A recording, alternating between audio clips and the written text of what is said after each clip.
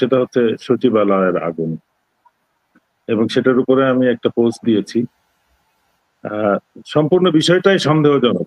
সারা দেশবাসীর সাথে আমিও সম্পূর্ণ একমত এবং পরবর্তীতে নেভির একটা ফায়ার ফাইটিং টিমের যে বক্তব্যটা পাওয়া গেল তাতে এটা সন্দেহের ঊর্ধ্বে প্রমাণিত যে এটা পরিকল্পিত ভাবে একটা অগ্নিকাণ্ড এবং যে সমস্ত ফ্লোরে বা যে সমস্ত শাখায় এই আগুনটা ঘটেছে তাতেও নিশ্চিত হওয়া যায় যে এটা পরিকল্পিতভাবে অগ্নিকাণ্ডটা ঘটানো হয়েছে এবং কিছু নির্দিষ্ট ডকুমেন্টস বা প্রমাণাদি নষ্ট করার প্রচেষ্টা। আমার ধারণা হলো যে এটা কোনো পরিকল্পিতভাবে এটা মনে হচ্ছে বিভিন্ন এটা জায়গা থেকে হয়েছে।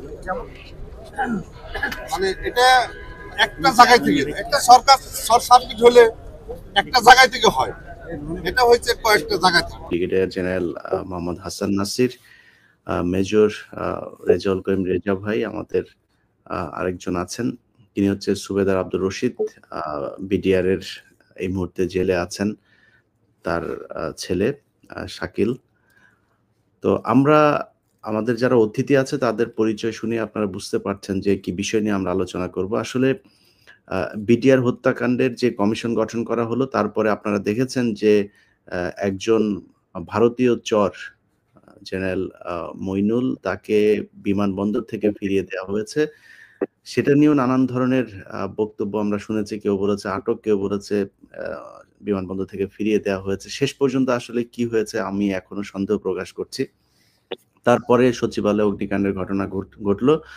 তো সেনাবাহিনী সবসময় নিজেদেরকে একটু মানে আইনের ঊর্ধ্বে মনে করে থাকে। আমরা এই প্রবণতা সেনাবাহিনীর অনেক কর্মকর্তার ভেতরে দেখেছি। বিশেষ করে 25শে ফেব্রুয়ারির যে ঘটনা তারপর থেকেই সেনাবাহিনী যেভাবে দেশকে পরিচালনা করছে এবং এখনো পর্যন্ত বিভিন্ন জায়গায় যেভাবে হস্তক্ষেপ করছে, এটা একদমই কারোর কাছেই কাম্য বলে মনে করি না। যাক, আমরা সেই বিষয়গুলো নিয়ে আলোচনা করব। কি হতে যাচ্ছে দেশে, সেনা প্রধান গোয়েন্দা প্রধান থাকতে এই ধরনের ঘটনা কিভাবে ঘটছে, এর কোনো গোয়েন্দা ফেইলিউর নাকি এটা গোয়েন্দা নিজে থেকেই গোয়েন্দারা এটা করাচ্ছে, সেটা নিয়ে আলোচনা করব। তো প্রথমেই ব্রিগেডিয়ার জেনারেল মোহাম্মদ হাসান নাসির, আপনাকে দিয়ে শুরু করি। আমাদের সবার মুরব্বী আপনি। তো আমরা সচিবালয় দিয়ে শুরু করি মূল আলোচনাটা। মানে কি হতে যাচ্ছে, কি মনে করছেন? আসসালামু আলাইকুম। জি, আমার সাথে যারা যোগ দিয়েছেন এবং দর্শকবৃন্দ যারা দেখছেন, আজকে সকালে ঘুম থেকে উঠেই প্রথম যে শকটা পেলাম সেটা হচ্ছে সচিবালয়ের আগুন এবং সেটার উপরে আমি একটা পোস্ট দিয়েছি। সম্পূর্ণ বিষয়টাই সন্দেহজনক।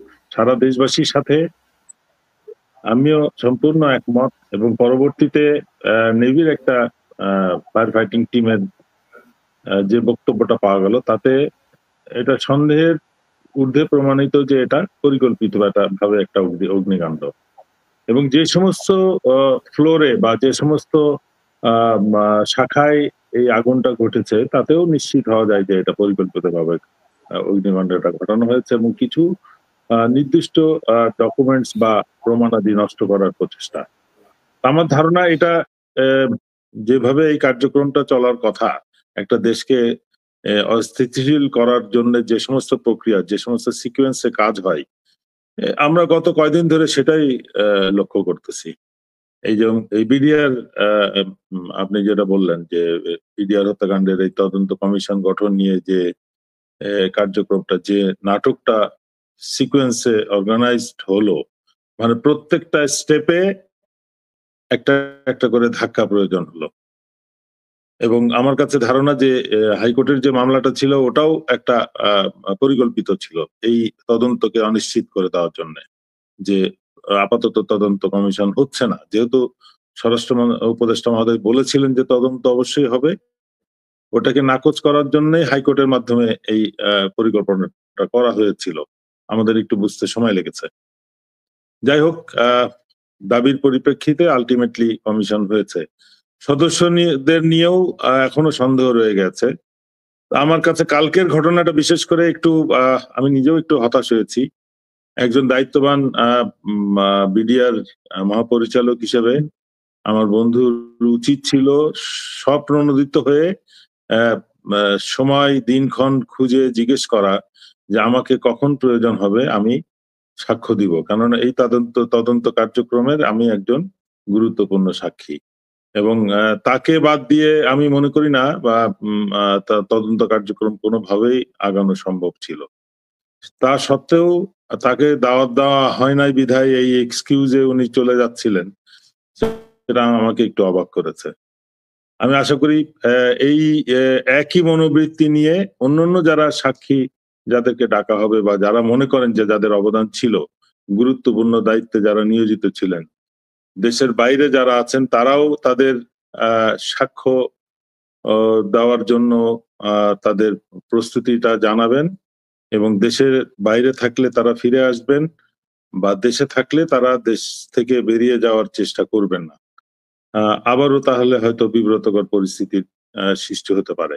আর এই সমস্ত কার্যক্রম অবশ্যই কারণ সরকারের উচ্চ মহলের কারো না কারোর সবুজ সংকেতে হয়েছে, তাদেরকেও আমার মনে হয় আমাদের খুঁজে বের করার সময় এসছে।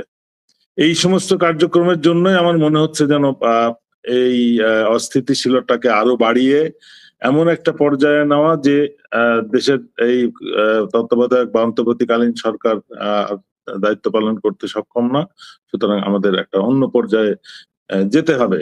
যে পর্যায়টা আমি মনে করি প্ল্যান সি বা অরিজিনাল প্ল্যান বি ছিল, সেটাই আবার ওই দিকে নিয়ে যাওয়া হচ্ছে, যে সেনা শাসন। আমার মনে হয় না জনগণ এবার যথেষ্ট সচেতন আছে, তারা কোনো অবস্থাতেই ওই পদ্ধতিটা মেনে নিবে না।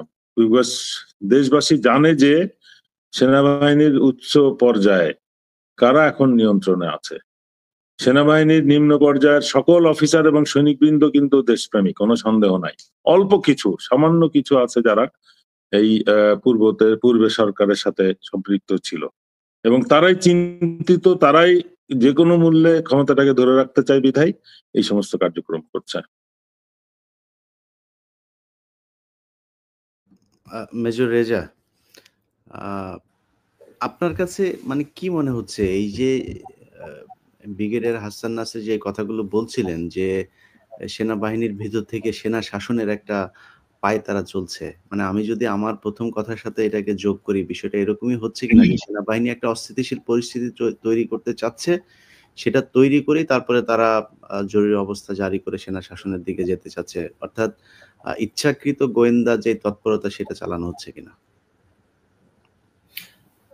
এটা অ্যাকচুয়ালি ধন্যবাদ সকল দর্শক এবং আমার সাথে যারা যারা অংশগ্রহণ করেছেন সবাইকে আসসালামু আলাইকুম ওয়া রাহমাতুল্লাহ। অ্যাকচুয়ালি হাসান নাসির স্যার যে কথাটা বলছেন, স্যারের আসলে নিজস্ব একক বিশ্লেষণ। ভাই, আপনার সাউন্ড একটু কম শোনা যাচ্ছে মনে হচ্ছে, একটু চেক করবেন নাকি? আচ্ছা, এখন ঠিক আছে? হ্যাঁ, কিছু বেটার। ওকে নাও। হ্যাঁ, তো অ্যাকচুয়ালি হাসান নাসির স্যার যে কথাটা, brigadier general Hasan Nasir sir যে কথাটা বললেন, স্যার তো অ্যাকচুয়ালি স্টেটমেন্ট অ্যাকচুয়ালি এটার তো অনেক বড় একটা ব্যাখ্যা আছে। স্যার অবশ্যই চিন্তা ভাবনা বিশ্লেষণ করে কথাটা বলেছেন। তবে এটা আমি সেটা জানি না স্যার কি ধরনের চিন্তা ভাবনা থেকে বলছেন, বাট আমার কাছে এটা একদম ডাইরেক্টলি আমি দ্বিমত পোষণ করছি না, বাট আমার কাছে বিষয়টা একটু অন্যরকম হতে পারে মনে হয়। কারণ হচ্ছে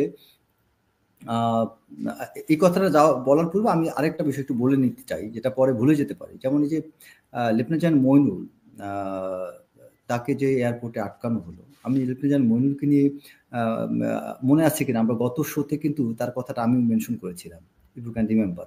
এবং তারপরেই কিন্তু অনেক মানুষ এটা অনেক নড়েছে, বিশেষ করে যখন আমাদের রাওয়ার ইলেকশন হলো, সেখানে জেনারেল কামরুজ্জামান তিনি এসে একটা সময় প্রকাশ করে আমাকে এভাবে হাত ধরেই বললেন যে এই নামটা কেউ নিচ্ছিল না, এবং তুমি ইলিয়াস হোসেনের শোতে বললা, আমরা সত্যি খুব খুশি হয়েছি যে এই ব্যক্তি অনেক বড় একজন অপরাধী, কিন্তু তার নামটা কেউ নেয়নি।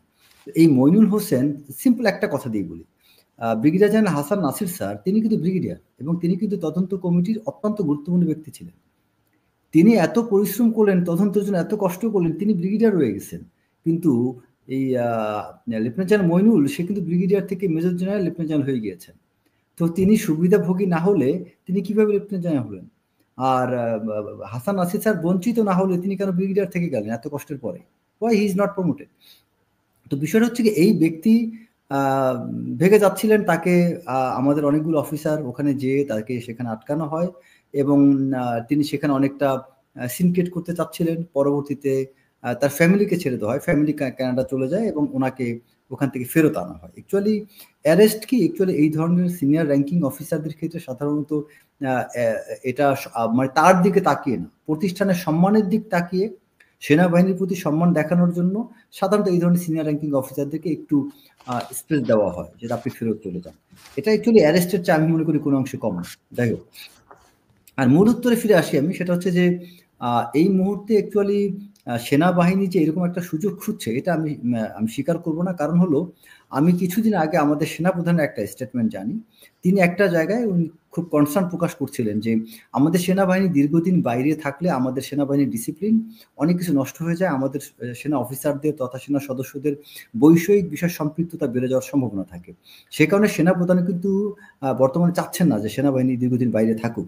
সো সেনাবাহিনী ওই রকম কিছু একটা করতে যাওয়া মানে সেনাবাহিনী আরো উল্টা ফাঁদে পা দিয়ে সেনাবাহিনীকে আরো নষ্ট করা হবে। সো সেই ধরনের মানে ওইরকম কিছু চাইলে সেনাবাহিনী কিন্তু সম্পৃক্ত হতে হবে, সেনাবাহিনীর সম্পৃক্ততা বর্তমানে চেয়ে আরো বেশি বাড়াতে হবে। তবে এখানে একটা বিষয় আছে, সেটা কি, সেনাবাহিনীর অভ্যন্তরে এখনো কিছু পারপিট্রেটরস ক্রিমিনাল আছে যাদেরকে এখনো বের করা হয়নি, যে ব্যক্তিগুলো গুরুত্বপূর্ণ জায়গা থেকে এখনো ওই জিয়াউল আহসান, তারেক সিদ্দিকী এবং তাদের মতো যারা এই যে টপ কোয়ালিটির বা টপ লেভেলের মাফিয়া টাইপ যেসব জেনারেলরা ছিলেন, এই পারপিট্রেটরদের তারা ছায়া হিসাবে কাজ করে যাচ্ছে। তো আপনি আওয়ামী লীগকে পুরোপুরিভাবে আপনি বিতাড়িত করবেন না, আওয়ামী লীগের ছত্রছায়াকে পুরোপুরি মুক্ত করে মানে আপনার ছত্রছায়া মুক্ত করবেন না, সেখানে তো নাশকতা হবেই। আপনি এখানে তো আজকে তো স্বরাষ্ট্র মন্ত্রণালয় যেটা করছে এটা কম, ইউল নট বিলিভ, আমি এই কথাটা আরো 15-20 দিন আগে আমাদের অনেকগুলো অফিসার আমরা এক জায়গায় হয়েছিলাম, সেখানে আমি নিজে বলেছিলাম যে এই এরকম নাশকতা ঘটতে যাচ্ছে। এবং আজকে সকাল যখন এই যে স্বরাষ্ট্র মন্ত্রণালয়ের ঘটনা ঘটলো, আমি নামটা মেনশন করে বলি, স্বরাষ্ট্র মন্ত্রণালয়ের উপসচিব সুরক্ষা বিভাগের পুলিশ একের উপসচিব আবু সাইদ, ওর সাথে আমার কথা হচ্ছিল, আমার স্কুলের কাছে ছোট ভাই।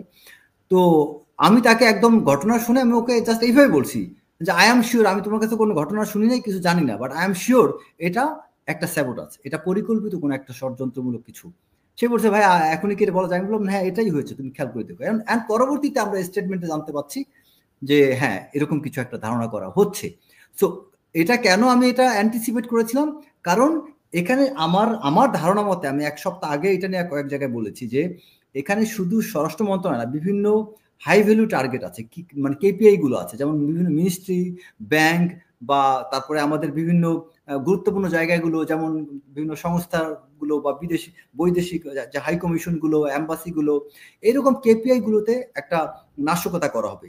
তারপরে বিভিন্ন সুউচ্চ ভবনগুলোতে কিন্তু অগ্নিকাণ্ড ঘটানোর সম্ভাবনা আছে। তারপরে আমাদের বিভিন্ন বিদেশিরা যেসব রেস্টুরেন্টগুলোতে যায়, ওইসব রেস্টুরেন্টগুলোতে নাশকতা ঘটানোর সম্ভাবনা আছে, যেটা হচ্ছে ইন্টারন্যাশনাল অ্যাটেনশন যাতে এখানে আসে। তো এই নাশকতা ঘটানোর এই সুযোগ কে তৈরি করে দিয়েছে? আমরা দিয়েছি। এবং এখন ওই যে 21শে আগস্ট গ্রেনেড হামলা যে ঘটনাটা, সেই ঘটনাটা কিভাবে বাংলাদেশে কিভাবে হয়েছিল, এই ঘটনাটার সময় কিন্তু আমরা, যাক ওইটা আসলে অন্যদিকে প্রসঙ্গটা চলে যাবে, ওই বিষয়ে বলবো না। তো বাংলাদেশে অনেক বড় বড় 21শে আগস্ট টাইপ ঘটনা আছে, যেই ঘটনাগুলো কিন্তু আমরা দেখেছি একরকম, বাস্তবে ঘটনা ঘটেছে অ্যাকচুয়ালি আরেকটা, যেটা আমরা আজও জানি না। এই সময়ে কিন্তু তা না, এই সময় পরিষ্কার আমরা বুঝতে পারতেছি এই মুহূর্তে কারা ঘটনা ঘটাইতে পারে, আমাদের দেশের এই মুহূর্তে কারা নাশকতা করতে পারে। এটা করতে পারে একমাত্র আওয়ামী লীগ, আর আওয়ামী লীগ কাদের সহযোগিতা করবে? আমরা সেই প্রতিবেশী দেশকে দেখতে পাচ্ছি তারা কি স্টেটমেন্ট দিচ্ছে, পরিষ্কার ভাবে আমরা তাদের ভূমিকা দেখতে পাচ্ছি। তাহলে আমরা কেন এই ক্রিমিনালদেরকে এখনো কেন আমরা এখান থেকে সরিয়ে দিচ্ছি না? এখনো কি করে এই ব্যক্তিগুলো এই একই জায়গায় থাকতে পারে? তো অ্যাকচুয়ালি সেনাবাহিনী বা আরেকটা কথা, গোয়েন্দা প্রধান, এখানে গোয়েন্দা প্রধানকে একা আমি এখানে মেনশন করবো কেন? একা গোয়েন্দা প্রধান কি করতে পারে বাংলাদেশে? কিন্তু এখানে তার বাইরে আমাদের যে বেসামরিক শুধু সামরিক বাহিনী বাদ দিলাম, বেসামরিক প্রতিষ্ঠানগুলো যারা, এটা পুরোপুরি কি অ্যাকচুয়ালি স্বাধীন হয়েছে? বিভিন্ন মিনিস্ট্রিগুলোতে যে আমাদের কম বয়সী উপদেষ্টা যারা আছে এদেরকে এখনো বিভিন্ন আমলারা চালাচ্ছে। আমাকে সেদিন একজন জয়েন্ট সেক্রেটারি বলতেছিল যে ভাই ভাই বিশ্বাস করবেন না যে এখানে চোখের সামনে দেখতে পাচ্ছি উপদেষ্টাদেরকে যা বোঝানো হচ্ছে তারা তাই করতেছে, কারণ একচুয়ালি তাদের তো অভিজ্ঞতা নেই। এই যে উপদেষ্টাদের নিয়োগ করা হয়েছিল তাদের কয়জনের ব্যুরোক্র্যাটিক প্রসেসটা খুব ভালোভাবে জানেন। এই যে রেজনা যিনি আছেন তাকে নিয়ে এক সময় বিএনপির কয়েকজন নেতা বলছিলেন আর আমার খুব ঘনিষ্ঠ মানুষ, উনি খুব ভালো কাজ করবেন। সেই বিএনপি নেতা গতকালকে আমাকে যিনি প্রশংসা করেছেন তিনি গতকালকে বলছিলেন ভাই অনেক বড় একটা সর্বনাশ হয়ে গেছে। কেন? এই রেজনা উনি তো অ্যাকচুয়ালি সত্যিকার অর্থে উনি মনে হয় ভারতের উদ্দেশ্য ফুলফিল করছেন, বা ওনার ভূমিকা সবকিছু আমাদের রাষ্ট্রের স্বার্থে বা আমাদের অ্যাকচুয়ালি আমরা যেটা আশা করেছিলাম তা তো হচ্ছে না। তারপরে আরো একজন উপদেষ্টা আছেন আমি যিনি কয়েক জায়গায় আওয়ামী লীগের লোকজন পদায়ন করেছেন, আমি নাম নেই, আদিলুর রহমান। উপদেষ্টা আদিলুর রহমানের নামটা কেউ নেয় নাই। আদিলুর রহমান সম্পর্কে এই যে আমি আসিফ নজরুলকে নিয়ে একটা করা হয়েছিল, আসিফ নজরুল কিন্তু অনেক বিষয় আছে, বাট আসিফ নজরুলের নাম নিয়ে আমি আরেকজনকে কিন্তু বাঁচিয়ে দিয়েছি। সেটা কি? আসিফ নজরুলকে যখন এই মুস্তফা সরোয়ার ফারুকী নিয়ে তাকে যখন এখানে জড়ানো হয়, এখানে অন্যতম কারিগর ছিল এই আদিলুর রহমান। আদিলুর রহমান কিন্তু এই জায়গায় মুস্তফা সরোয়ার ফারুকী যখন উপস্থাপন করা হয় সেখানে আমাকে আমি নিজে আসিফ নজরুলের কাছে এই প্রশ্নটা করেছিলাম যে আপনি কি এই ইয়াকে মুস্তফা সরোয়ার ফারুকীর নাম প্রস্তাব করেছিলেন? আসিফ নজরুল তখন বলেছিল যে যখন রেজওয়ানা এবং আদিলুর রহমান এরা যখন তার নামটা নিয়েছিল আমি তখন অবাক হয়ে বলেছিলাম মুস্তফা সরোয়ার ফারুকী, মানে সে অবাক হয়ে অনেকটা মানে সারপ্রাইজ হয়ে তিনি কথাটা মেনশন করেছিলেন। তার মানে বিষয়টা হচ্ছে কি যে আমরা অনেক ক্ষেত্রে আমরা একজন দুইজন অপরাধীর নাম নিলে বা একজন দুইজন সন্দেহভাজন ব্যক্তির নাম নিলে অনেক প্রকৃত অপরাধীরা কিন্তু ঢেকে আড়ালে পড়ে যাচ্ছেন। এই আদিলুর রহমান নামটা কিন্তু কেউ নিচ্ছে না। এবং ওনার আরো কয়েকটা বিষয় আছে, আমি এগুলো বলতে গেলে সময় নষ্ট হবে। আরো অনেকগুলো ব্যক্তি যারা আওয়ামী লীগের তারেক সিদ্দিকীর ডান হাত ছিল তার সময় নিয়োগপ্রাপ্ত, সেই সব ব্যক্তির এক্সটেনশন করছেন, সেই সব ব্যক্তিকে উনি নিয়োগ দিয়েছেন এই আদিলুর রহমান, কিন্তু তার নামটা কিন্তু আমরা কেউ নিচ্ছি না। তো আমাদের এখানে উপদেষ্টাদের মধ্য থেকে আপনি এখানে এক দুজন বাদে অধিকাংশ উপদেষ্টা ইচ্ছায় হোক অনিচ্ছায় হোক তারা বিভিন্ন মানুষকে শেল্টার দিচ্ছেন। তাদের কাছে আওয়ামী লীগের সুবিধাভোগী কিছু কর্মকর্তা তদবির করছেন, লিয়াজও করতেছেন, তারা সেই লিয়াজও শুনে তাদেরকে পদায়ন করছেন অথবা তাদের এক্সটেনশন দিচ্ছেন, তাদেরকে টিকিয়ে রাখছেন। সো আমরা এখনো সময় আছে, যদি বড় ধরনের নাশকতা থেকে বাংলাদেশকে রক্ষা করতে চাই সত্যিকার অর্থে, তাহলে আমাদের উচিত অতি দ্রুত বিভিন্ন জায়গায় একদম রেডিক্যাল পরিবর্তন আনা। আমাদের এখন পর্যন্ত আমরা পুরা গোয়েন্দা সংস্থা থেকে পুরনো লোকগুলোকে সরাতে পারেনি। আমাদের গোয়েন্দা সংস্থার ডিজি চেঞ্জ হয়েছেন, কয়েকজন ডাইরেক্টর চেঞ্জ হয়েছেন, এখন অনেক কর্মকর্তা চেঞ্জ হয় নাই। আমি ধন্যবাদ জানাই র্যাবের অতিরিক্ত director operation ADG operation colonel Iftekhar, তাকে আমি ধন্যবাদ দিই। উনি দায়িত্ব নেওয়ার পরে আমি এই একজন লোককে দেখেছি যে র্যাবের সব সিও বিভিন্ন গুরুত্বপূর্ণ দায়িত্বের পদগুলোর জন্য উনি নিজে পার্সু করে সেই র্যাবের পরিবর্তনটা ঘটাইছেন, যেটা অন্যান্য প্রতিষ্ঠানগুলোতে করা হয়নি। বাট এখন র্যাবের তো অতটা ক্ষমতা নেই, র্যাবের পরিবর্তনটা আসলে খুব একটা ইম্প্যাক্ট ফেলেনি। কিন্তু অনেকগুলো প্রতিষ্ঠান আছে যেখানে পরিবর্তন জরুরি, যেমন সংস্থাপন মন্ত্রণালয় আমাদের জন্য সবচেয়ে গুরুত্বপূর্ণ একটা জায়গা, কিন্তু সেই সংস্থাপন মন্ত্রণালয় এপিডি থেকে শুরু করে সচিব থেকে শুরু করে বিভিন্ন কর্মকর্তা যারা আছেন তাদের কয়জন আমাদের জন্য রিলায়েবল? ভূমি মন্ত্রণালয় এখন অনেকগুলো জায়গায় অনেকগুলো লোক আছে, কয়েকজন ডিসি আছেন। মুন্সিগঞ্জের ডিসি, আমি একদম নাম স্পষ্ট করে বলি, মুন্সিগঞ্জের ডিসির ব্যাপারে পরিষ্কার কথা আছে যে তিনি আওয়ামী লীগের সুবিধাভোগী এবং তিনি ঘন ঘন গোপালগঞ্জ যাইতেন, এই টুঙ্গিপাড়া যে সেখানে বিভিন্ন জনের সাথে তদবির করতেন, বঙ্গবন্ধুর মাজার জিয়ারতের কথা বলে ওখানে লিয়াজো করে বেড়াইতেন। তিনি মুন্সিগঞ্জের ডিসি হিসেবে এখন আছেন এবং এই মুন্সিগঞ্জের ডিসিকে কোন একজন উপদেষ্টা সরাসরি তাকে প্রোটেক্ট করছেন, কেউ তো এই কথা বলছেন না। এবং এই মুন্সিগঞ্জের ডিসি সম্পর্কে অনেক কথা আছে, কিন্তু তাকে কেউ সরাইতে পারছেন না, কারণ একজন উপদেষ্টা সরাসরি তাকে টিকিয়ে রাখছেন। এরকম বিভিন্ন জায়গায় বিভিন্ন ডিসি আছেন বা এসপি আছেন, বিভিন্ন কর্মকর্তা আছেন, তারা কিন্তু কোনো না কোনো উপদেষ্টাকে ধরে ম্যানেজ করে চলে যাচ্ছেন। তখন ওই উপদেষ্টা কি বলছেন, আমাদের তো একটু দক্ষ লোক দরকার আছে, শুধু সৎ লোক খুঁজলে হবে, শুধু নিরপেক্ষ আমি বিরোধী খুঁজলে হবে, আমাদের দক্ষ লোকের প্রয়োজন নেই। উনি দক্ষতার নামে একজন বদমাশকে ওখানে বসিয়ে রাখছেন, যিনি এই আমাদের দেশ বিরোধীদেরকে শেল্টার দিচ্ছেন, কোনো ইয়া করা হচ্ছে না। আবার এখানে কিছু বিষয় হচ্ছে কি যে আমরা অনেকে ত্রুটি ধরি, যেমন কথা আমি হাসান নাসির স্যার এখানে আছেন, যা সে এখানে কতগুলো ভিকটিম অফিসারদেরকে নিয়ে কাজ করেছিলেন, অফিসারদেরকে নিয়ে তিনি এগিয়ে যাচ্ছেন, তার কাজকর্মে ত্রুটি থাকতে পারে। আমি নিজেও হাসান নাসির স্যারকে কয়েকটা বিষয় অবজারভেশন দিয়েছিলাম, স্যার এই ব্যক্তিকে একে রাইখে না, ওকে রাইখে না, এই বিষয় করেন, সেটা তার ভুল, আমি তার সামনে বলবো। তাই বলে তার যে এফোর্ট, তিনি এতগুলো অফিসারকে নিয়ে এই স্ট্রং ড্রাইভ দিলেন, সেটা তার প্রসেসগত ত্রুটি থাকতে পারে, কিন্তু তার ইন্টেনশনটা তো আসলে পবিত্র ছিল। এই ভিকটিম অফিসারদের জন্য তো তিনি আসলে চেয়েছিলেন যে তাদের হয় পদায়ন করা হোক, প্রমোশন দেওয়া হোক, অথবা তাদেরকে ক্ষতিপূরণ দেওয়া হোক। কিন্তু এই যে দৌড়াদৌড়ি করলেন, এখন পর্যন্ত কিন্তু একটা রেজাল্ট আমি দেখতে পেলাম না। তার মানে কি, বিষয় কি দাঁড়ালো, যে একটা ভিকটিম মিলিটারি অফিসার, একজন অফিসার এখন পর্যন্ত তার যোগ্য বা তার ডিজার্ভিং যে তার কম্পেনসেশন বা তাকে অন্তত রেকগনাইজ করা, এটাও হয় নাই, একজনও না। এই একটা বিষয় পরিষ্কারভাবে রিফ্লেক্ট করে যে আমাদের অর্জনটা কোথায়। আমরা আসলে আমাদের যে ফান্ডামেন্টাল অ্যাচিভমেন্ট, এটা 5ই আগস্টের পরে আমরা করতে পারি নাই। প্রথমে অনেক কথা আসলো, অন্তত প্রথম আলোকে যেটা সরি মেসেজটা দেওয়া হইতে পারেনি, একটা বার্তা দেওয়া হইতে পারেনি, প্রথম আলো একটা ব্যাখ্যা চায়নি যে আপনারা এটা কেন করেছিলেন, বা আমাদের যে বিভিন্ন ব্যক্তি নিয়ে বিভিন্ন জায়গা নিয়ে যত আলোচনা সমালোচনা মিডিয়াতে হচ্ছে, কোনো ব্যাখ্যা চাওয়া হয়নি। ইলিয়াস হোসেন, পিনাকি, কনক সরোয়ার, আমাদের মুস্তাফিজ, আমরা অনেকগুলো মানুষ যারা সোশ্যাল মিডিয়াতে আমরা কথা বলে আসতেছি, এই ব্যক্তিগুলোর সমন্বয়ে কিন্তু একটা কমিটি হোক, এদের একটা অ্যাডভাইজারি প্যানেল হোক, তাদেরকে কোনো একটা জায়গায় কিন্তু এই সরকার অন্তত একটা মিটিং এ ইনভাইট করতে পারতো, অন্তত কিছু একটা করতে পারতো। আসিফ নজরুলের এই অর্জন কি শুধু এই যে তত্ত্বাবধায়ক গভর্নমেন্টের সাথে যারা গভর্নমেন্ট বডিতে যারা বসেছেন, এটা কি তাদের?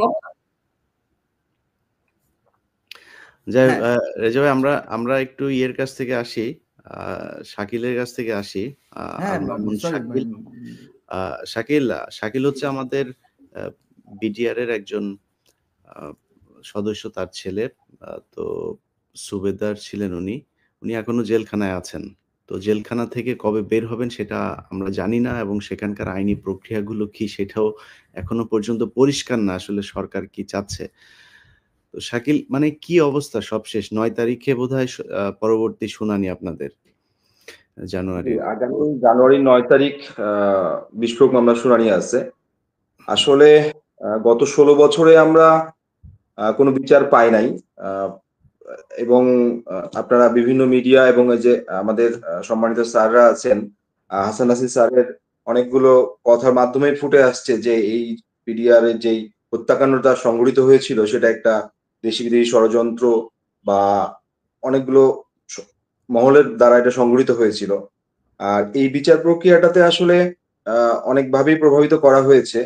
আমরা এখনো প্রায় 5 শতাধিক বিডিআর সদস্য, আমাদের বাবারা প্রায় 800 বিডিআর সদস্য এই বিস্ফোরক মামলার কারণে ঝুলে আছে। সবচেয়ে মজার বিষয় হলো যে 2009 মামলার পরে হত্যাকাণ্ড এবং বিস্ফোরক মামলা দুইটা একসাথেই মামলা হয়েছিল, কিন্তু হত্যাকাণ্ডের মামলাটা 2013 সালে নিম্ন আদালতে রায় দিয়েছিল, সেখানে আমার বাবা খালাস পায়। কিন্তু 13 পর থেকে বিস্ফোরক মামলা শুরু হয়, এবং এটা উদ্দেশ্য প্রণোদিত ভাবেই এই বিস্ফোরক মামলাটা চলমান রয়েছে এখন পর্যন্ত। তিনি হত্যা মামলা থেকে খালাস পাওয়ার পরেও এই শুধুমাত্র এই বিস্ফোরক মামলার কারণে তিনি বের হতে পারতেছেন না। গত 16 বছরে আমরা বিভিন্ন সময় জামিন আবেদন করেছি, আমাদের কোর্ট কেউ শুনে নাই। গত 4 মাসেও আমরা এর সুরাহা পাই নাই। গত 7 নভেম্বর আমাদের কোর্টের ডেট ছিল, কিন্তু সেদিনের অজুহাত ছিল কোর্টের যে এটা একটা প্রজ্ঞাপনের মাধ্যমে অস্থায়ী আদালতের আলিয়া মাদ্রাসা প্রাঙ্গণে বিচার কার্যটা পরিচালিত হতো গত 16 বছর। এখন আলিয়া মাদ্রাসা নিয়ে সরকার পক্ষের সাথে একটা ঝামেলা আছে, সেই কারণে তারা কোর্টটা প্রস্তুত করতে পারে নাই। এখন এই দায়টা কি এই নিরীহ বিডিআর সদস্যদের, যে কোর্ট প্রস্তুত করতে পারে নাই তার জন্য জামিন শুনানি হচ্ছে না? 16 বছরে বিচার প্রক্রিয়া সম্পন্ন হয় নাই, এটা বিস্ফোরক মামলা। খালাস পাওয়ার পর আমি জামিন পাচ্ছি না, এটা আমার তো ন্যায্য অধিকার। এই ন্যায্য অধিকার থেকে বঞ্চিত হচ্ছি। আগামী জানুয়ারি 9 তারিখে জামিন শুনানির দিন ধার্য আছে। আদৌ জামিন শুনানি হবে কিনা সেটাও আমরা জানি না, কেননা এখন পর্যন্ত ওই প্রজ্ঞাপনটা বহাল আছে এবং প্রজ্ঞাপনের কথা অনুযায়ী আলিয়া মাদ্রাসায় কোর্ট বসবে, কিন্তু আলিয়া মাদ্রাসা এখন পর্যন্ত প্রস্তুত না। তার মানে আগামী 9 তারিখেও শুনানি হবে কিনা সেটা আমরা জানি না।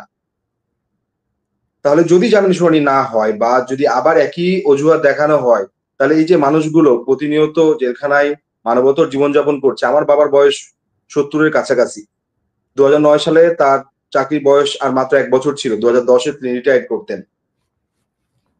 তিনি খালাস পাওয়ার পরেও জামিন পাচ্ছেন না। অনেকের সাজা শেষ হয়ে গেছে। অনেককে গণবিচারের মাধ্যমে, এটা একটা ঢালাও বিচারের মাধ্যমে বিভিন্ন মেয়াদে সাজা দেওয়া হয়েছে। আসলে কতটুকু যৌক্তিক অযৌক্তিক এগুলো আসলে কোর্টের বিষয়। কোর্ট এবং যেহেতু পুনঃতদন্তের একটা তদন্ত কমিশন হয়েছে, সেইটার মাধ্যমে অনেক কিছু উঠে আসবে। কিন্তু আমাদের দাবি অন্তত এই আগামী জানুয়ারি 9 তারিখে যে কোর্টটা আছে সেই কোর্টে যেন প্রত্যেকটা বিডিআর সদস্যকে মুক্তি দেওয়া হয়, নিরপরাধ বিডিআর সদস্যদের মুক্তি দেওয়া হয়। এই কারণে এই ষড়যন্ত্রের সাথে বিডিআররা জড়িত ছিল না, তাদেরকে ষড়যন্ত্রের ঢাল হিসাবে ব্যবহার করা হচ্ছে, এখনো তাদেরকে বলির পাঠা বানানো হচ্ছে। তা আমরা চাই আপনাদের এই অনুষ্ঠানের মাধ্যমে আমাদের মাননীয় উপদেষ্টা, আইন উপদেষ্টা সহ সরকারের উচ্চ পর্যায়ে যত জায়গা আছে, অথরিটি, যত রকমের অথরিটি আছে, তাদের কাছে আমাদের একটাই আবেদন, এই মানুষগুলোকে মুক্তি দেন। সরকারের পক্ষ থেকে কি আপনার সাথে বা আপনাদের এই পরিবারগুলোর সাথে কিংবা আপনাদের আইনজীবীর সাথে কোনো যোগাযোগ করা হচ্ছে বা কোনো আগাম কোনো বার্তা দেওয়া হচ্ছে কিনা? যে না, আমাদের কারোর সাথে কোনো যোগাযোগ করা হচ্ছে না। আমাদের আইনজীবী যারা আছেন তাদের সাথেও কোনো যোগাযোগ করা হচ্ছে না। সত্যি বলতে কি, একটা কোর্ট যে হবে, আমরা গত 4 মাসে যে 4টা কোর্ট গেছে, সেই 4টা কোর্টেও এই একইভাবে অবহেলা শিকার হয়েছিলাম।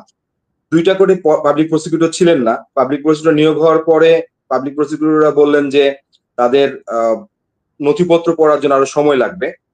4র্থ কোর্টে, অর্থাৎ গত 7ই নভেম্বর যে কোর্টটা ছিল, সেখানে ওই যে অস্থায়ী আদালতের প্রজ্ঞাপনের অজুহাত দেখিয়ে তারা এবং সিকিউরিটির অজুহাত দেখিয়ে কোর্টটাকে জামিন শুনানি শুনেন নাই। তাহলে আদৌ তারা কোর্ট প্রিপেয়ার করতে পারবে কিনা, এতগুলো আসামিকে নিয়ে আসবে কিনা, যেহেতু 800 জন আসামি একটা বিস্ফোরক মামলায়। সবচেয়ে আরো অবাক করার বিষয় হচ্ছে, এখানে প্রায় হত্যা মামলা এবং বিস্ফোরক মামলার তদন্ত একটাই হয়েছে। অর্থাৎ হত্যা মামলার যে তদন্ত, সেই যেই তদন্ত আব্দুল কার আকন্দ সাহেব করেছিলেন, ওইটা দিয়েই আবার বিস্ফোরক মামলার তদন্ত করা হয়েছে, রিপোর্ট হয়েছে। এবং হত্যা মামলার যে সাক্ষী, বিস্ফোরক মামলাতেও একই ব্যক্তি সাক্ষী। তাহলে আমার বাবা যদি হত্যা মামলায় খালাস পায়, তাহলে বিস্ফোরক মামলাতে তার, যদি এটা আইনের বিষয়, তবে আমি এটুকু বিশ্বাস রাখতে পারি যে ইনশাল্লাহ তিনি নির্দোষ প্রমাণিত হবেন। এবং আমার বাবার অপরাধ আসলে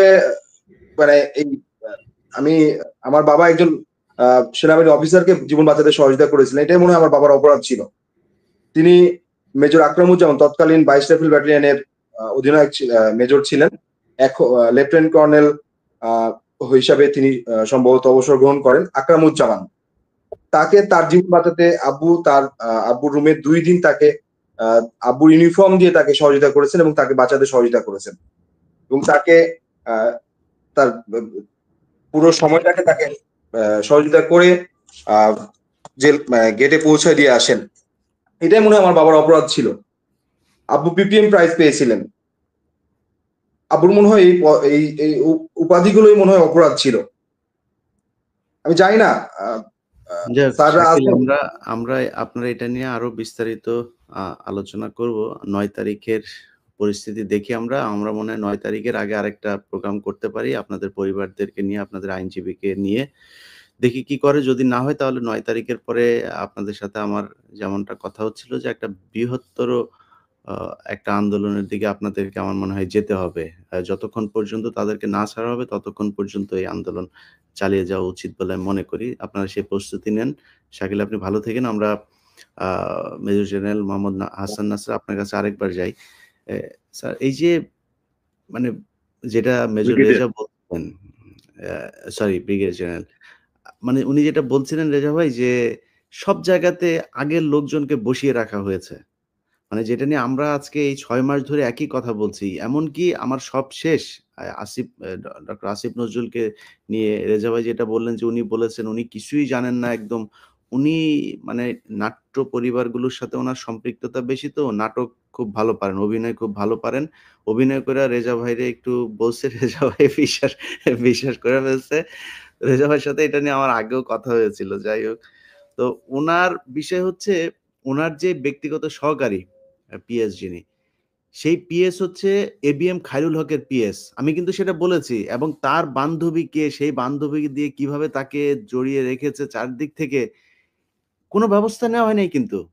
উনি গিয়ে মিডিয়াতে গিয়ে বলেন, "ইলিয়াস আমাকে নিয়ে কি বলে, হাস্যকর এই সেই।" আরে ভাই আমি তো কিছু মানুষের নাম বলেছি, কিছু ঘটনা বলেছি। সেই ঘটনাগুলো শোনেন। আপনি সেনাবাহিনীর সাথে মিটিং এ ছিলেন না ৩ তারিখ, ৪ তারিখ ছিলেন কি না ছিলেন ওটা একটু নিয়ে সমস্যা না। ইন্টারাপ্ট করি, এখন একটু কাজ করেন ইন্টারাপ্ট যেটা সেটা ঠিক করেন। সেটা একটু করা হয়নি। ইন্টারাপ্ট করি, একটু জি। ইন্টারাপ্ট করি। অ্যাকচুয়ালি এখানে আরেকটা কথা বলতে ভুলে গিয়েছি। এখানে কিন্তু আমি মানে আসিফ নজরুলকে নির্দোষ প্রমাণ করার জন্য কথা বলি না। আমি বলছি না, যে না, এখানে আরো না, আমি ব্যক্তি আপনি আছে। যেটা বলেছেন আমি সেটাই বলছি। না, একটা উনার এই আসলে স্বভাব একটা আছে। বিষয়।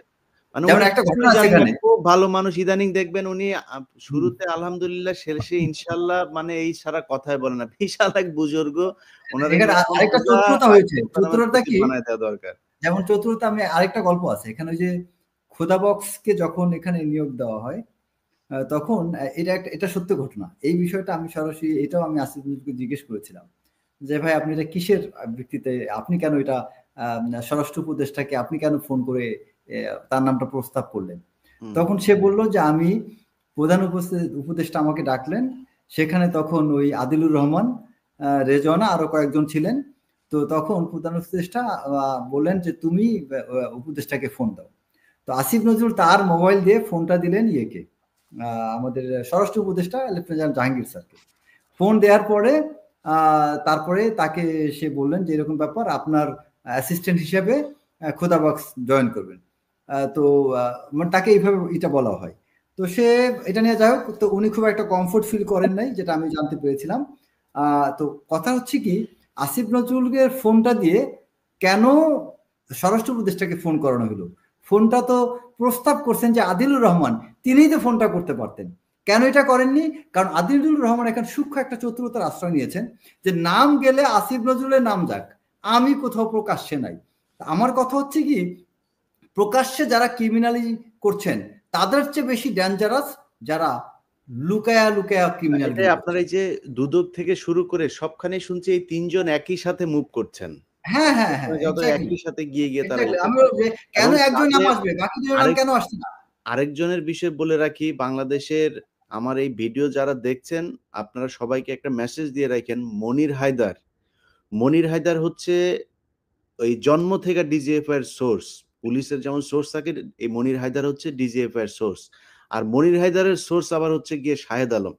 তো মনির হায়দার এখন আসিফ নজরুলের মাধ্যমে, আপনারা এই গত ১৫-২০ দিন আগে কর্নেল মুস্তাফিজের একটা ভিডিও দেখেছেন। সেই ভিডিওতে এই আলোচনাগুলো এসেছে। আমি সময় পাই নাই, যে কারণে এটা নিয়ে নতুন আলাদা কোনো ভিডিও করতে পারি নাই। এটা নিয়ে মানুষকে সতর্ক করা উচিত যে মনির হায়দার কর্নেল মুস্তাফিজকে ডেকে নিয়ে গিয়েছেন নিউ ইয়র্কে এক নদীর পাড়ে।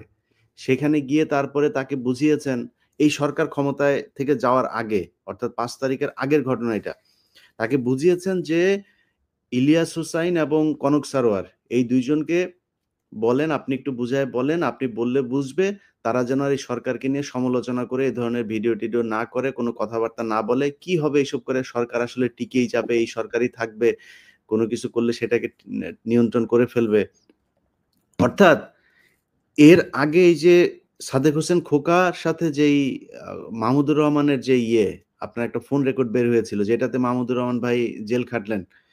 সেই ফোন রেকর্ডের পেছনেও নাকি মনির হায়দার জড়িত। অর্থাৎ সে এই সাদেক হোসেন খোকা কিন্তু মনির হায়দারকে খুব পছন্দ করতেন। আমার কাছে এটা খুব অবিশ্বাস্য লাগছে। আমি কিন্তু তাকে অত্যন্ত মানে আমি সত্যি কথা এতদিন আমি তাকে ব্যক্তিগতভাবে যেহেতু চিনি, অনেকদিন ধরেই চিনি।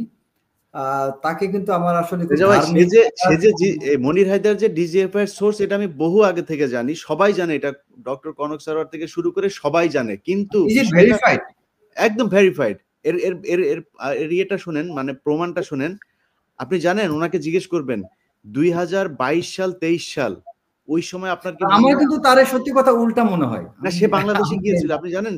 সে বাংলাদেশে গিয়েছিল ২ বার। ২২ এবং ২৩ ২ বার, সে ২ বার বাংলাদেশে গিয়েছে। কোভিড এর পর গিয়েছে একবার। তো আমরা আসার পরে জিজ্ঞেস করার পরে সে বলল আমি মাস্টার্স পড়ে তারপরে গিয়েছিলাম। এটা আপনি বলেন, এটা কোনো যৌক্তিক কোনো আপনার ব্যাখ্যা হইলো? মাস্ক পরে কেন কেউ আসবে? যাবে আর এয়ারপোর্টে তারা ধরতে পারবে না?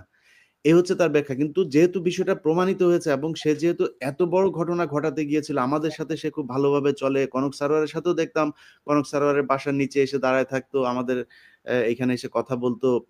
তো উনি আমাদেরকে আবার সরকারের পক্ষে নেওয়ার জন্য কর্নেল মুস্তাফিজকে ভাড়া করেন।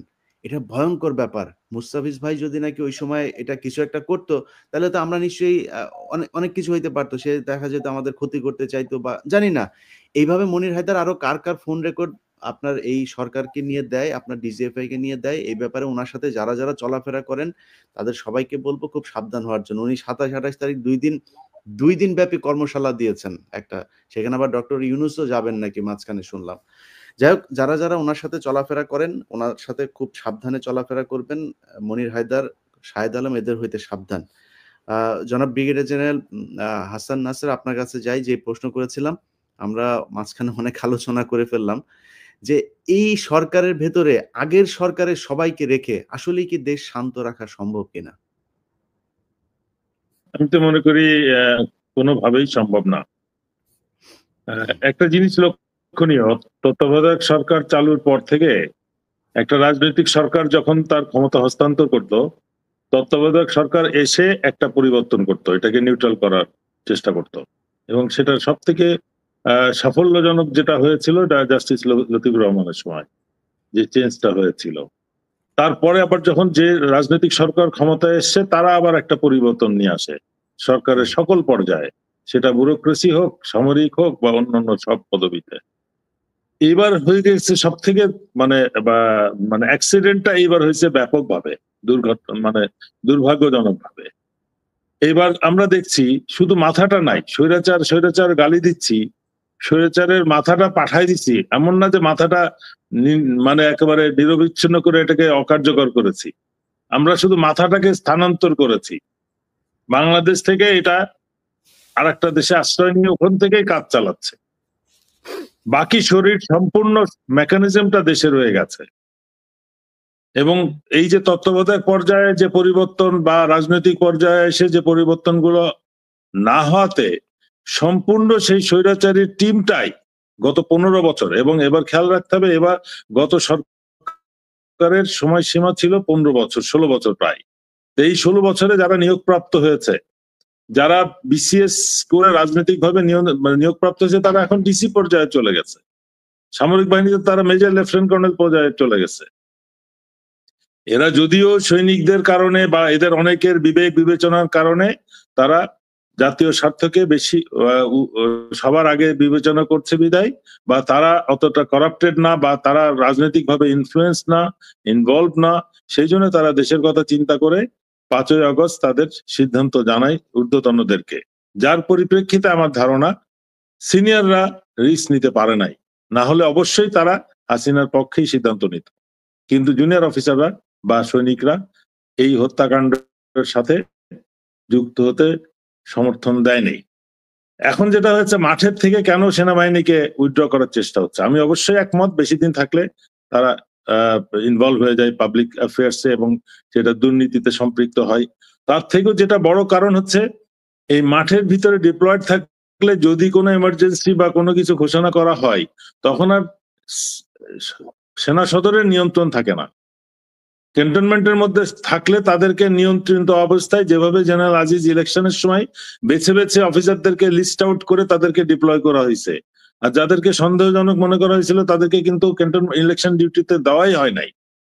একটা গ্রুপ ছিল যাদের প্রমোশন সামনে রেখে তাদেরকে বলা হয়েছে যে তোমরা ইলেকশন ডিউটি করবা, তোমরা প্রমোশন পাবা, ঠিক মতো না করলে প্রমোশন পাবা না। এই ধরনের কার্যক্রমটা করে তাদেরকে দিয়ে কাজ করানো হয়েছে। কিন্তু এখন আমরা দেখছি কমপ্লিট ওই 15 ইয়ার সেট আপটা রয়ে গেছে। আমরা উপদেষ্টাদের দোষ দিতে পারি, অবশ্যই তাদের ব্যাকগ্রাউন্ড, তাদের কার্যক্রম, ব্যক্তিগত মতাদর্শতা, আমাদের আমরা যেটা জানি তার ইনফ্লুয়েন্সটা অবশ্যই থাকবে, কিন্তু তাদের চারিপাশে যারা আছে, তারা যাদেরকে নিয়ে কাজ করছে, তারা যদি তাদেরকে মেনে নিয়ে থাকে তাহলে আমি অবশ্যই বলবো তারা স্বৈরাচারের দোষর। কিন্তু তাদেরকে যদি পরিবর্তনের কোনো চেষ্টা নাই করে তাহলে কিভাবে তারা সরকার চালাবে? তারা তো তাদের ওই মাথার ইনস্ট্রাকশনে চলছে। উপদেষ্টাদের আমি মনে করি বোঝা উচিত যে তাদের যদি স্বাধীনভাবে তাদের অবস্থান নিশ্চিত করতে হয়, কার্যক্রম চালাতে হয়, তাহলে তাদের টিমকে সেট আপ করতে হবে। এই বিষয়টা খেয়াল না করলে এই ধরনের ঘটনা একটার পর একটা ঘটতে থাকবে। একটা দেশকে অস্থিতিশীল করার জন্য যে সিকোয়েন্সে কাজগুলো হওয়ার কথা, মেজর রেজা যেগুলো বললেন, আজকে জুলকারনাইন সাহেব যেটা বলছে, এগুলো সব কিন্তু যে কোনো প্রেসি প্যাম্পলেটে আমরা পড়েছি কিভাবে কি কি কার্যক্রম করা হয়। টপ লিডারশিপকে অ্যাটাক করা হয়, অ্যাডমিনিস্ট্রেশন ব্যর্থ করা হয়, বিভিন্নভাবে আগুন জ্বালানো হয়। এগুলো সব ওই সিকোয়েন্স, তো এটা তো বলার প্রয়োজন নয়, আমি বই দেখলে বুঝতে পারবো যে কি কি সিকোয়েন্স আসতেছে। সেই জিনিসগুলো এখন অলরেডি কার্যক্রম শুরু হয়ে গেছে, বাট আমাদের ওইটার প্রতিরোধমূলক কোনো ব্যবস্থা নাই।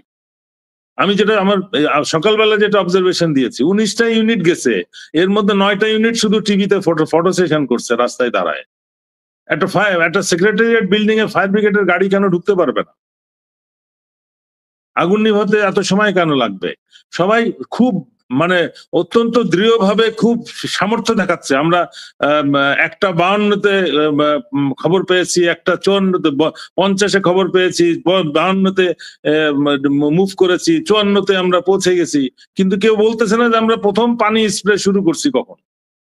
আগুন নিভাতে তো উপস্থিতি না, কার্যকর পানি স্প্রে প্রবণতা বেশি ছিল স্যার।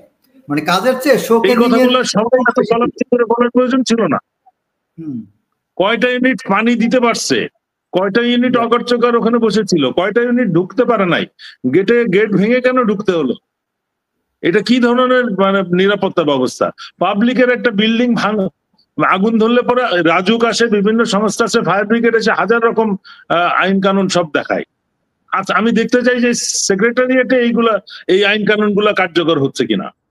তদন্ত কমিশন গঠন হয়, কিন্তু সেটা রিপোর্ট আমরা জানতে চাই কি হয়েছে। এই না হলে কিন্তু এইগুলো চলতে থাকবে। এই নাটক সারা জীবন ধরে আমরা দেখে আসছি, যেগুলোকে আমাদের এই নতুন তদন্ত কমিটি গঠনের এই আদেশটা আমাদেরকে মোটেও মানে আনন্দিত বা স্বস্তি দেয়। ছোট্ট একটা ইনফরমেশন দেই, স্বরাষ্ট্র মন্ত্রণালয় ওই জায়গার যে মানে পুলিশ ডিপার্টমেন্ট থেকে এডিসি বা এসপি পদমর্যাদার 1-2 জন অফিসার থাকেন স্বরাষ্ট্র মন্ত্রণালয়ে যে বিভিন্ন সিকিউরিটিটা দেখার জন্য। খুব দুঃখজনক হলো সত্য, এই স্বরাষ্ট্র মন্ত্রণালয়ে এই দায়িত্বে যে পুলিশ অফিসার ছিলেন তিনি ছিলেন মনিরুলের সবচেয়ে বিশ্বাসভাজন একজন অফিসার। ভাই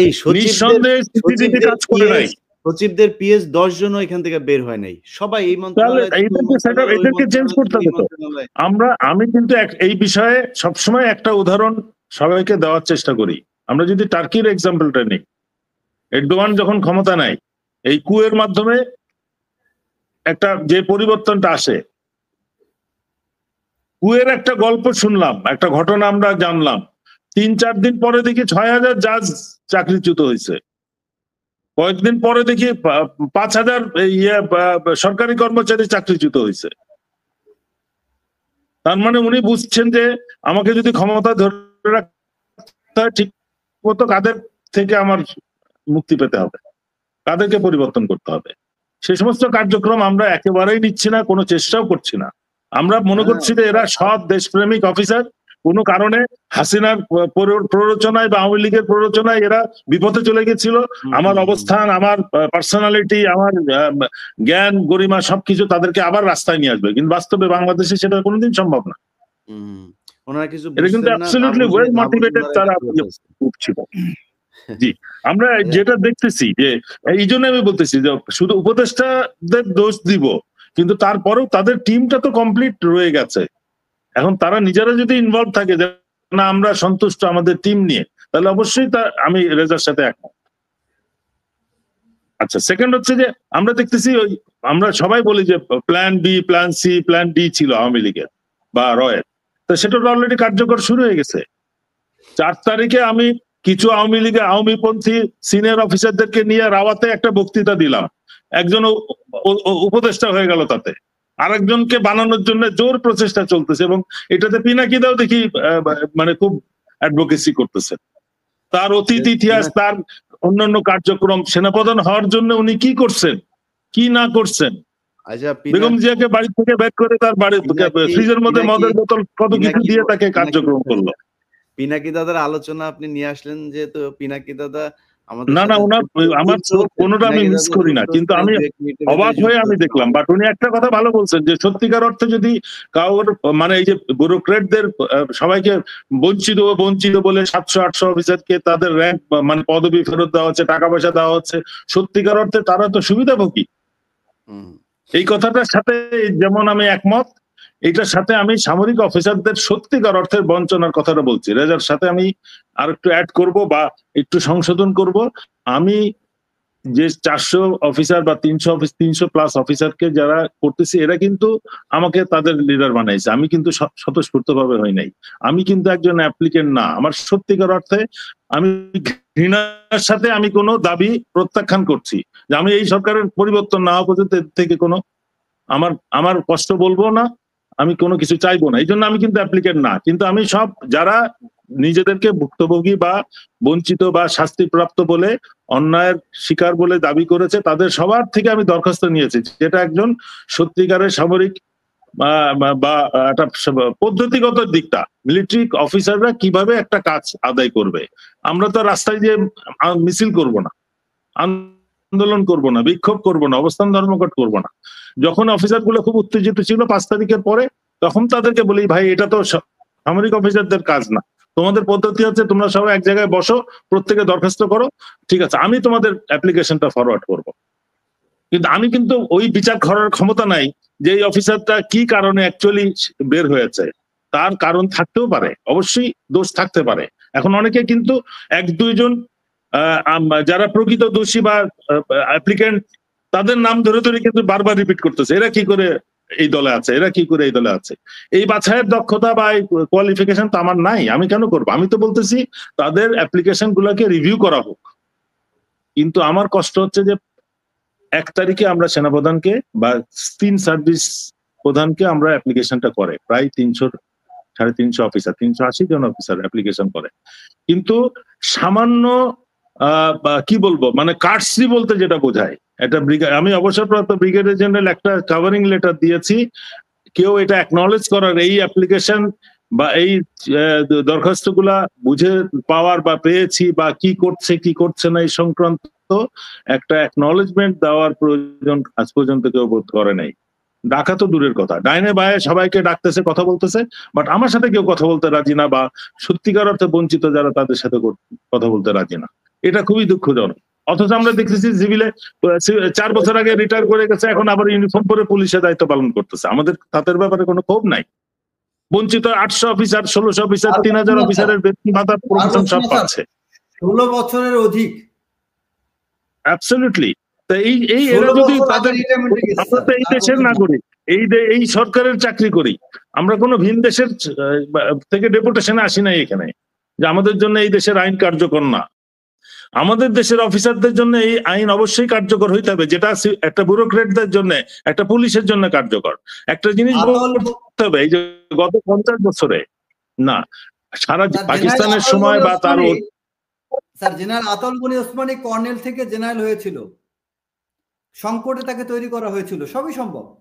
না, আওয়ামী লীগ সরকারও অনেক অফিসারকে আবার ফেরত এনে ইউনিফর্ম পরে অবসর দিয়েছে, এবং সেটা বিচ্ছিন্নভাবে অগণিত। এটার হিসাবে আমাদের চাওয়ার সময় আসছে, কতজনকে এভাবে পদোন্নতি দেওয়া হয়েছে, বেতন ভাতা সুবিধা দেওয়া হয়েছে। এখনো পর্যন্ত একটা সেকেন্ড লেফটেন্যান্ট তার মানে রিভিউর কোনো সুযোগ কেন পেল না, যে ঠিক আছে তোমার প্রতি অন্যায় হয়েছে কিনা আমরা একটু বিবেচনা করব। এই প্রয়োজনীয়তা কেউ উপলব্ধি করে না। আমার প্রশ্ন কিন্তু এইখানেই, তার মানে কি টোটালি মানে থাম দেখাচ্ছে তাদের প্রতি। কিন্তু এই বিভিন্ন যে অনিয়ম, বিশৃঙ্খলা, পুলিশ থেকে ব্যাপক সংখ্যক সদস্য অফিসার পলাতক, তারা নাই।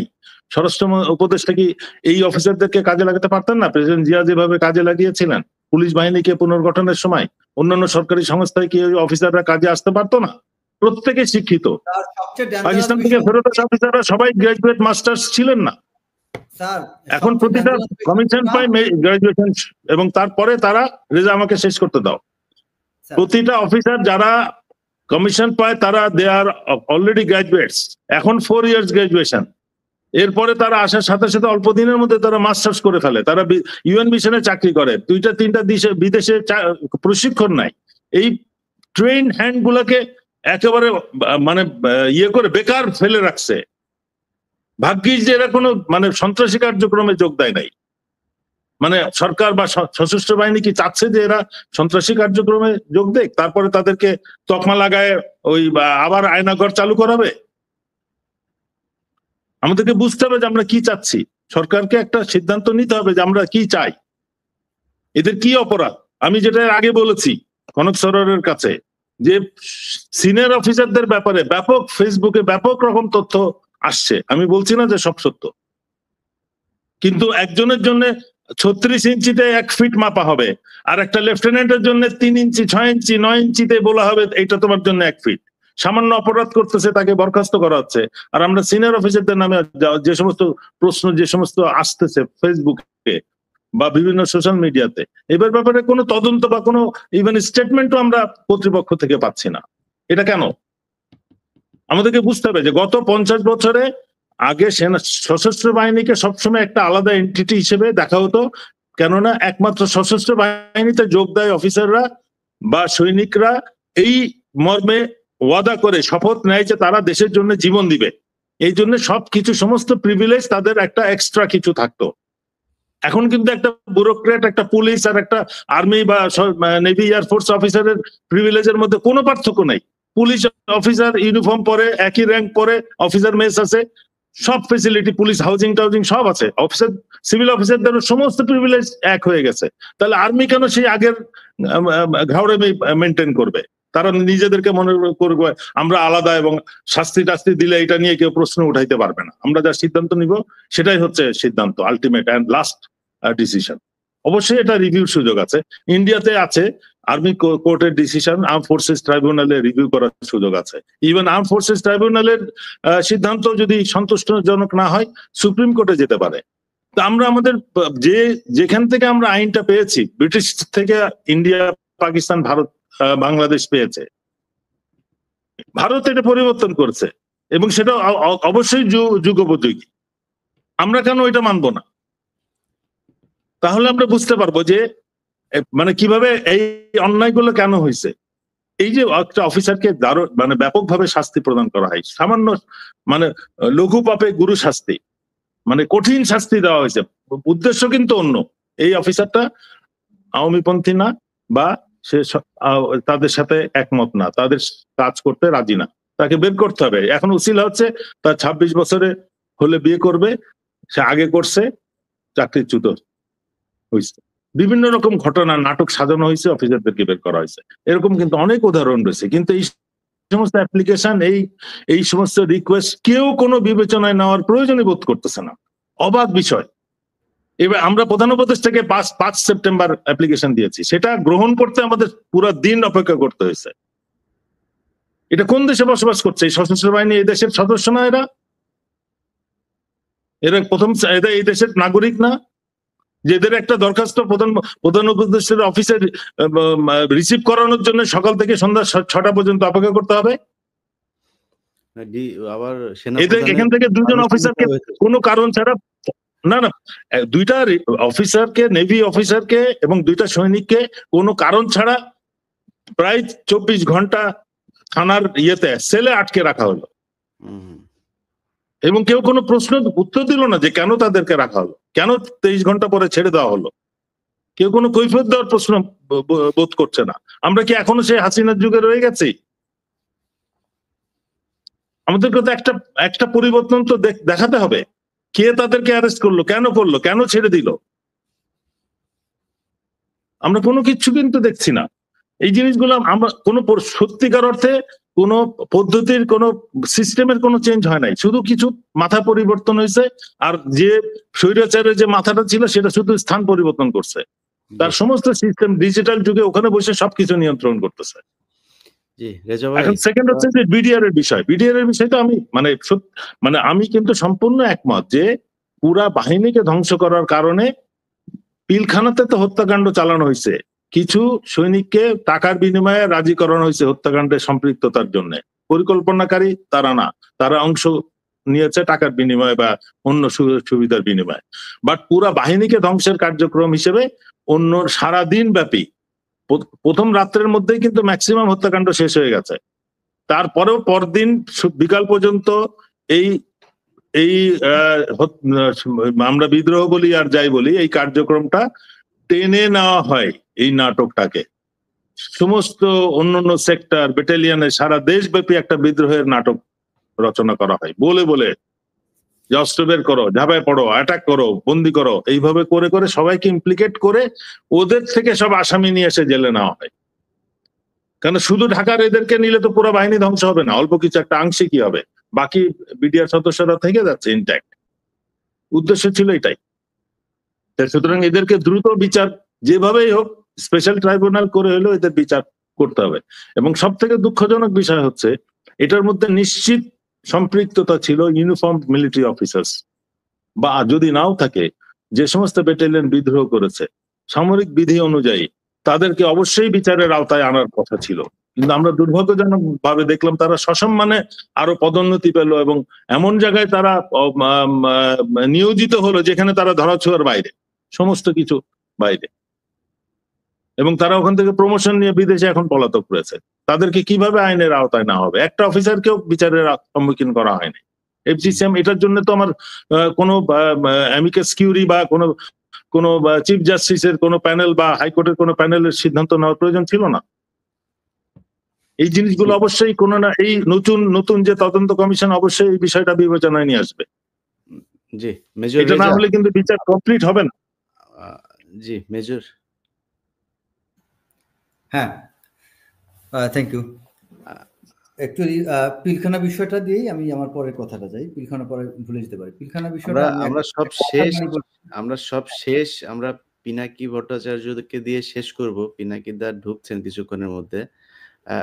ব্রিগেডিয়ার জেনারেল হাসান নাসির, আপনি শেষ, আপনার বক্তব্য শেষ হয়েছে কিনা? জি জি জি, আমি শুধু এটা বলতে চাচ্ছি যে আমাদের এই বিডিআর সমস্যা বা বিডিআর এর বিদ্রোহের যদি সামগ্রিক তদন্ত এবং বিচার কার্যক্রম শেষ না করতে পারি, সিভিলের কেস যেটা চলতেছে সেটাকে শেষ করতে হবে। প্রকৃত অপরাধী যারা নিশ্চিত হয়েছে তাদেরকে শাস্তির আওতায় নিতে হবে কোনো সন্দেহ ছাড়া, কিন্তু অবশ্যই যারা নির্দোষ তাদেরকে ছেড়ে দিতে হবে।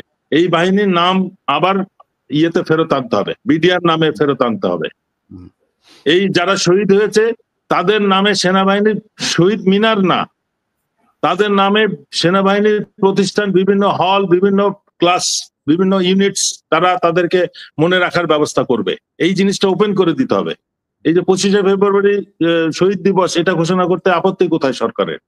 এই সরকারের তো, এই অন্তর্বর্তীকালীন সরকারের তো অনেক বেতন ভাতা নিয়ে কাজ করতেছে, চাকরি বাড়ানো নিয়ে কাজ করতেছে, আর শহীদ দিবস ঘোষণা না করাটা মানে তো এই বিডিআর হত্যাকাণ্ডের সাথে তাদের একাত্মতা আমি বুঝতে পারছি না। আমার সন্দেহ হচ্ছে শহীদ দিবস ঘোষণা হবে, শহীদদের স্বীকৃতি দেওয়া হবে। সেনাবাহিনীতে ইউনিটে এই শহীদদের নাম নিতে মানুষ, অফিসাররা ভয় পায়, সৈনিকরা ভয় পায়, তাদের একটা জাস্ট একটা ছবি লাগাতে ভয় পায়। এটা কেন হবে? আমরা তাদের পরিবার সুযোগ সুবিধা কি পাইছেন আমরা জানি না, এটা নিশ্চিত করতে হবে। আপনারা যতদিন আছেন আমরা স্বপ্ন দেখছি। আপনি তো ছিলেন না, আপনাকে মানে আপনি ছাড়া আমাদের কাছ থেকে, আমি পিনাকিদা, আমাদের কাছে যখন সরকার যখন জানতে চেয়েছিল যে বিডিআর হত্যাকাণ্ডের এই যে কমিশন হচ্ছে, কমিশনের প্রধান কাকে বলা যায়, পিনাকিদা আমাকে বলছিলেন যে এটা করা যায় কি, কার নাম? আমি কিন্তু আপনার নাম বলেছিলাম, মানে ফজলুর রহমান সাহেব। আমি এই ব্যাপারে বলেছি যে আমি যেহেতু আগের কমিশনে, ইলিয়াস ভাই, আমি কিন্তু পিনাকিদাকেও বলতেছি, আমি জানি যে আমার নাম আপনি দিয়েছেন, সুপারিশ করেছেন, কিন্তু এখানে প্রশ্ন হচ্ছে যে আগের কমিশনে আমি একটা পক্ষভুক্ত হয়ে গেছি। ওখানে 12-13 জন আপনাকে নিয়ে আমি এবং যেটা বলেছি যে পিনাকিদারও আপনাকে নিয়ে কোনো সমস্যা নাই, আমারও ফজলুর রহমান ওনাকে নিয়ে কোনো সমস্যা ছিল না, এখনো নাই। আপনারা সবাই, আমি যেটা বলতে চাচ্ছিলাম যে আপনারা যতক্ষণ আছেন আপনাদের শুধু নিরাপত্তাটা, আমি মনে করি যতটুকু শুনলাম যে সরকার দিবে, আল্লাহর উপরে তো অবশ্যই আস্থা আছে। সরকার যদি কিছু হয় তার জন্য সরকার দায়ী থাকবে, যারা বেঁচে থাকবে সুনাগরিক তারা এটা বিচার ভবিষ্যতে করবে, তো এটা কৈফিয়ত নিবে। ফারুকীর সামনে পেছনে যদি গাড়ি থাকতে পারে নিরাপত্তা বাহিনীর, তাহলে আপনাদেরকে এখনো পর্যন্ত কেন দেওয়া হয় না? এটা আমার মনে হয় কিছুটা ঝুঁকিপূর্ণ। না, আমি সচিবালয়ের শহীদ মধ্যে মিনার থেকে আসতে বাসায় ফিরতে তো আমার বাসার সামনে অলরেডি চামচা বসে গেছিল হ্যাঁ, অতএব এটা আমি মনে করি এটা করা উচিত। এই বিডিআর নিয়ে বক্তব্য দিয়ে আসার সাথে সাথে। যাই হোক আমরা যেমনটা এগুলো বলছিলাম এগুলো এগুলো খেয়াল রাখতে হবে। শাকিল ভাই, আপনি কি আপনার কিছু কোনো বক্তব্য আছে কিনা? বললে আপনি বলে তাহলে আমরা আপনাকে মানে করি। আমার বক্তব্য হচ্ছে যে আমাদের যে অবিচারটা করা হয়েছে সেইখান থেকে আমি সুবিচারটা চাচ্ছি। আমরা একদিকে শহীদ পরিবার যেমন বিচার পায় নাই, ঠিক তেমনি আমরা অভিযুক্তরা এখনো সুবিচারটা পায় নাই। এই সুবিচারটা আমরা চাচ্ছি এবং আগামী 9 তারিখে যে জামিন শুনানি আছে বা কোর্টের ডেট আছে, সেই দিন কোর্ট তার সমস্ত কার্যক্রম যেন পরিচালনা করতে পারে সেই পরিবেশ তৈরি করা। এই পরিবেশ তৈরি করতে তাদের যা যা লাগবে সেটা যেন থাকে এবং অবশ্যই যেন নিরাপদ বিডিআরদের মুক্তি দেওয়া হয় সেই দিন। এই 9 তারিখের পরে কোনো নিরাপদ বিডিআর যেন জেলখানে আটক না থাকে, সেই দাবিটাই আপনাদের কাছে আমরা সবার কাছে জানাচ্ছি এবং আপনারা আমাদের জন্য এই এই এই কাজটা জি, করবেন ইনশাআল্লাহ। আমরা শাকিল আপনাদের সবকয়টা পরিবারের সাথে বাংলাদেশের মানুষ আছে। বিশেষ করে আমি আপনাদের সাথে শুরু থেকে আছি, আপনি জানেন। তো আপনাদের আশা করি যে 9 তারিখে একটা ভালো সংবাদ দেখব। আপনাকে আমরা বিদায় জানাচ্ছি। ধন্যবাদ। আ আ ইয়ে আমরা আগে যেমনটি বলেছিলাম যে আমাদের আজকের অনুষ্ঠান শেষ করব পিনাকি দাদাকে দিয়ে। উনি ঢুকছেন, আমাদের সাথে যুক্ত হচ্ছেন। তো সবাই নিশ্চয়ই অধীর আগ্রহে আছেন পিনাকি দাদার কথা শোনার জন্য। আমরা রেজা ভাইকে শেষ করে আসি। রেজা ভাই, আপনার কাছে যে প্রশ্ন করেছিলাম যে বিডিআর হত্যাকাণ্ড নিয়ে কোনো ধরনের আপনার ভেতরে মনে হচ্ছে কিনা এটা হবে না? না, অ্যাকচুয়ালি আমি এই মুহূর্তে একটু আশাবাদী, কারণ কমিশন নিয়ে আমরা জাস্ট লাস্ট শোতে, তুমি যে শোটা যেখানে আমি আর হাসিন স্যার ছিলাম, সেখানে অনেক কথা বলার পরে আমরা যেভাবে আমাদের অফিসাররা সবাই যেভাবে এটা নিয়ে খুব সরাসরি নেমে গিয়েছিল এবং সত্যি কথা আমরা প্ল্যান করেছিলাম যে এটা শেষ দেখে ছাড়বো।